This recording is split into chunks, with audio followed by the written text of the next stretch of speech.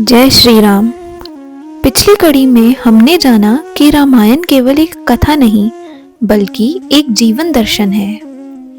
आज हम अपनी यात्रा की शुरुआत वहीं से करते हैं जहां इस महान ग्रंथ का जन्म हुआ, जहां एक साधारण ऋषि ने तपस्या और करुणा के बल पर मानवता को अमर ग्रंथ दिया, श्री वाल्मीकि रामायण।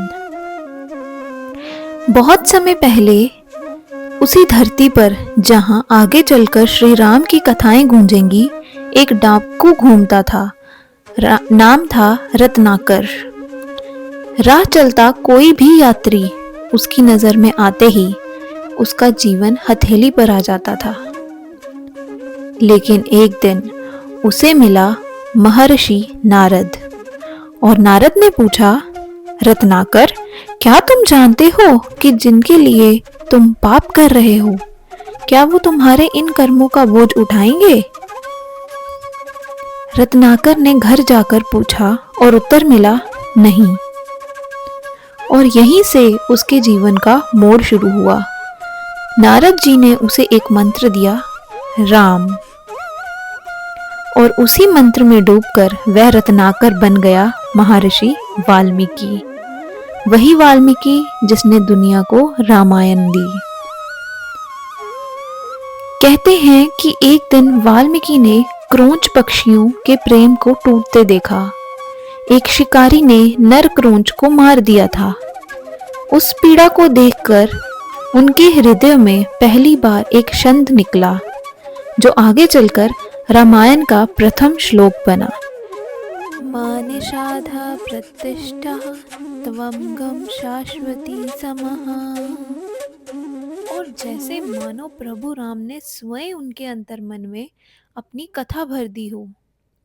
वाल्मीकि जी बैठ गए और लिख डाली वो दिव्य गाथा, जिसे देवता भी सुनते हैं और ऋषि भी सुनते हैं और आज हम भी सुनते हैं, श्री रामायण। अब हम चलते हैं उस नगर में जिसने युगों युगों तक धर्म का प्रकाश फैलाया, अयोध्या।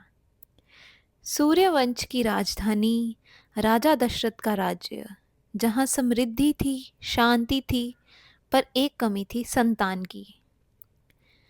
राजा दशरथ ने पुत्र प्राप्ति के लिए महान यज्ञ करवाया, पुत्र का मेष्टि यज्ञ। यज्ञ पूरा हुआ और अग्निदेव प्रकट हुए।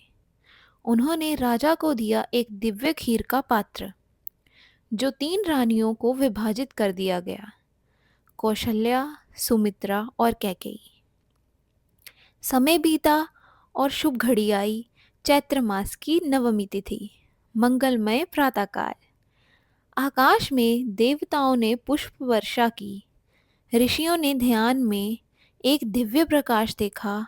धरती सुगंधित हो उठी और कौशल्या के गर्भ से प्रकट हुए स्वयं विष्णु के अवतार, मर्यादा पुरुषोत्तम श्री राम।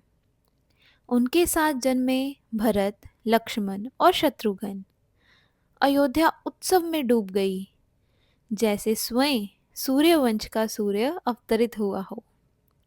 आज के इस एपिसोड में हमने जाना कि कैसे एक डाकू महर्षि बन गया और कैसे जन्म हुआ उस दिव्य कथा का, जो आज भी हमारे जीवन को प्रकाश देती है। और फिर हमने देखा अयोध्या में प्रकाश की वह घड़ी जब श्री रामचंद्र जी ने अवतार लिया। तो अगली कड़ी में हम लेकर आएंगे राम जी के बाल लीला, ऋषि विश्वामित्र जी का आगमन और ताड़का वध का आरंभ। देखते रहिए हमारी रामायण श्रृंखला। जय श्री राम।